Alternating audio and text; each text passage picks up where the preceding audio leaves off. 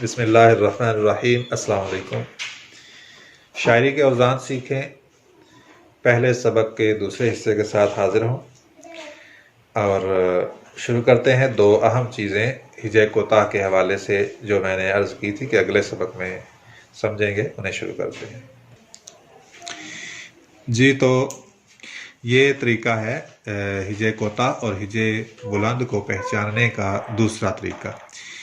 پہلے ہم نے دیکھا کہ آوازوں پر غور کر کے ہم نے یہ معلوم کیا کہ ایک لفظ کی کتنی آوازیں برآمد ہوتی ہیں اور اتنے ہی اس لفظ میں ہجے ہوتے ہیں، اور جو آوازیں دو حرفی ہوتی ہیں وہ ہجے بلند ہوتے ہیں، اور جو آواز ایک حرفی ہے وہ ہجے کوتاہ ہے۔ ابھی ہم دیکھتے ہیں کہ اسے پہچاننے کا ایک اور طریقہ۔ آپ سمجھتے ہوں گے کہ جہاں پہ جس لفظ پہ زیر زبر پیش آئے اسے متحرک کہتے ہیں، اور اس پر کوئی زیر زبر یا پیش نہ آئے اسے ساکن کہتے ہیں، کیونکہ زبر زیر اور پیش کو حرکت کہتے ہیں، اس لیے جس حرف پر زبر زیر یا پیش میں سے کوئی چیز آئے اسے اس حرف کو متحرک کہتے ہیں۔ تو یہاں پہ آپ یہ سمجھیں کہ ہجے کوتاہ دو طرح سے ہے۔ ایک ایسا حرف جس سے پہلے ایسا متحرک حرف جس کے بعد دوسرا حرف بھی متحرک ہو، تو وہ ہجے کوتاہ کہلاتا ہے۔ جیسے لفظ غلط کے اندر غین اور لام دو حرف متحرک ہیں، اور پہلا جو غین ہے یہ ہجے کوتاہ ہوگا کیونکہ اس کے بعد لام بھی متحرک ہے۔ اور غلط کا جو عام طور پر ہمارے پنجابی میں تلفظ کیا جاتا ہے، ہم اسے پنجابی میں غلط کا لفظ بولتے ہیں، غلط، یہ بات غلط ہے، تو یہ غلط جو ہے یہ غلط تلفظ ہے، اصل اس کا تلفظ جو ہے وہ غلط، اسے غلط بولا جاتا ہے۔ تو اس میں غین جو ہے وہ ہجے کوتاہ ہے۔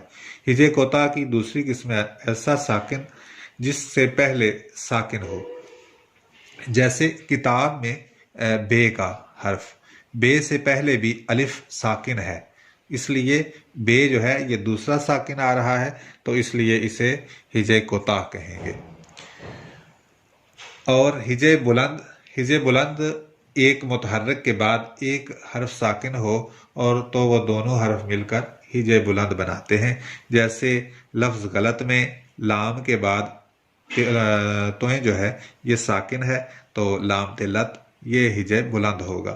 اور اسی طرح کتاب میں تے کے بعد الف ساکن ہے، تو تے اور الف، تے الف تا، یہ دو حرفی ہجا یہ ہجے بلند ہوگا۔ تو یہ دوسرا طریقہ ہے ہجے کوتاہ اور بلند کو پہچاننے کا۔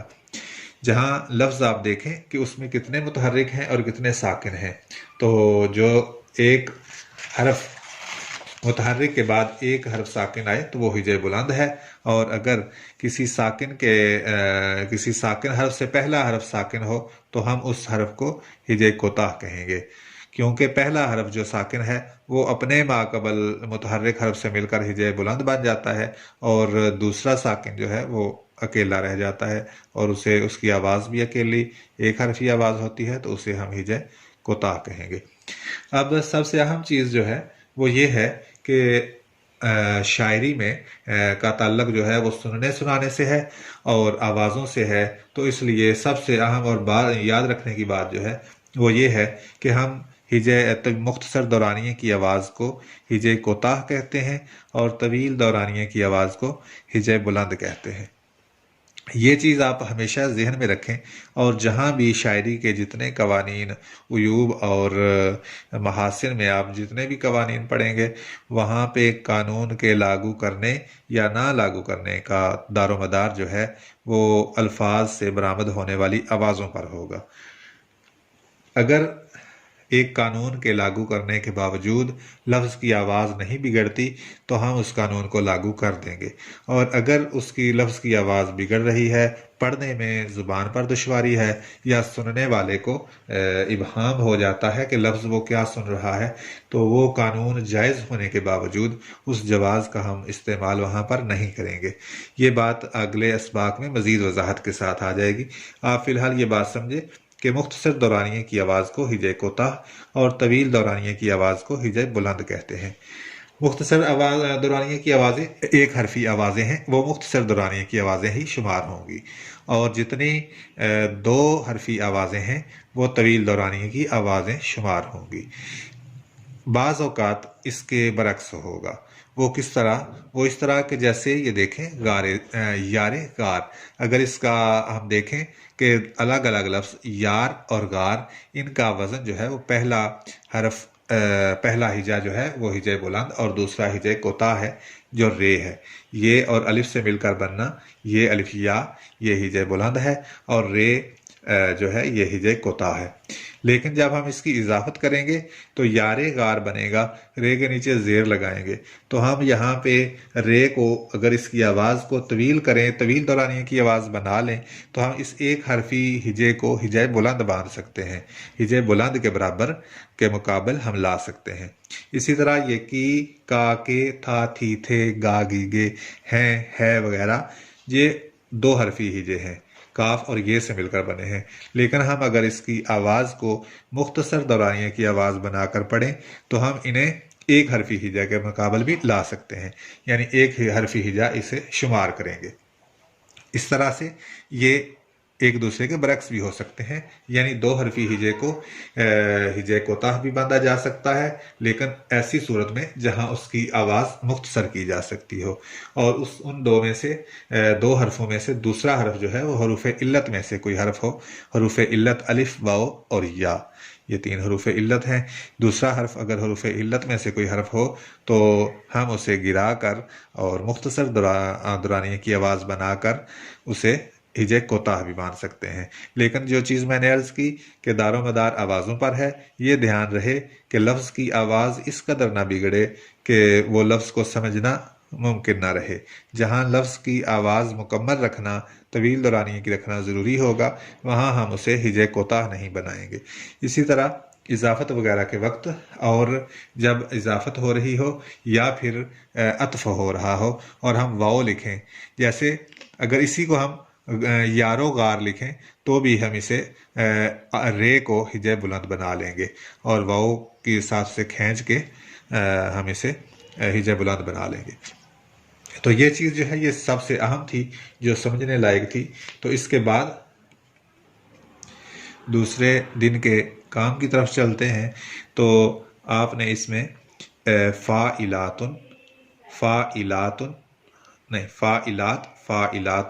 مفاعیل، ان تین اوزان پہ آپ نے الفاظ بنانے ہیں۔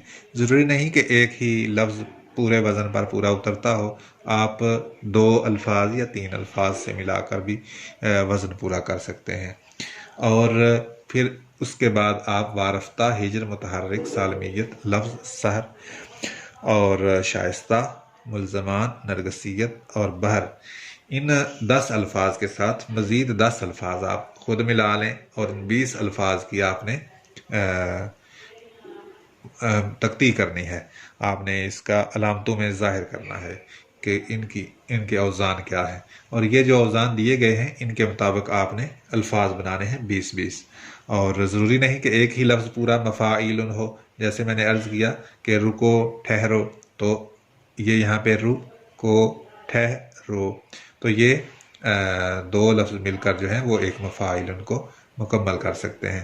اسی طرح آپ فاعلات کے وزن اور فاعلات کے اوزان پر 20 الفاظ جو ہیں وہ لکھ کر بنائیں گے۔ یہ دوسرے دن کا سبق ہے، اور یہ پہلا سبق چل رہا ہے اور پہلے سبق کی یہ دوسرا حصہ ہے، تو اس کے 3 کام جو ہیں وہ دیے گئے ہیں۔ تیسرے دن کا کام جو ہے وہ یہ ہوگا، آپ نے فاعل پر جملے بنانے ہیں اور فاعلات فاعل پر جملے بنانے ہیں۔ 10 جملے جو ہیں آپ نے ان دونوں اوزان پر بنانے ہیں۔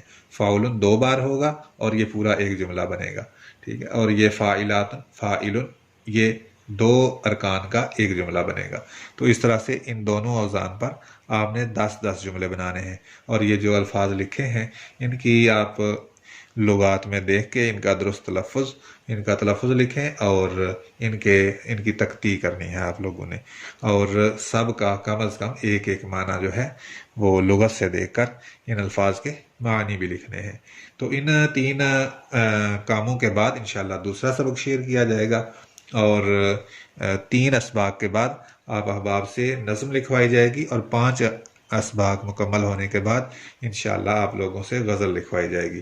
اگر اب آگے آپ کی محنت پر ہے منحصر ساری چیز کہ آپ کس طرح سے محنت کرتے ہیں اور کتنا جلدی سیکھتے ہیں۔ انشاءاللہ امید ہے کہ آپ اس دسمبر میں اپنی باوزن شاعری جو ہے وہ کر پائیں گے، اور اس چینل کو سبسکرائب کریں، اور اس پر مزید جو کورسز ہوں گے وہ بھی اسی چینل پر اس کی ویڈیو شیئر کی جائے گی، نثر نگاری کے حوالے سے ہوں یا جس حوالے سے بھی ہوں، تو انشاءاللہ ہمارا تعلق اچھا، ہمارا ساتھ اچھا رہے گا۔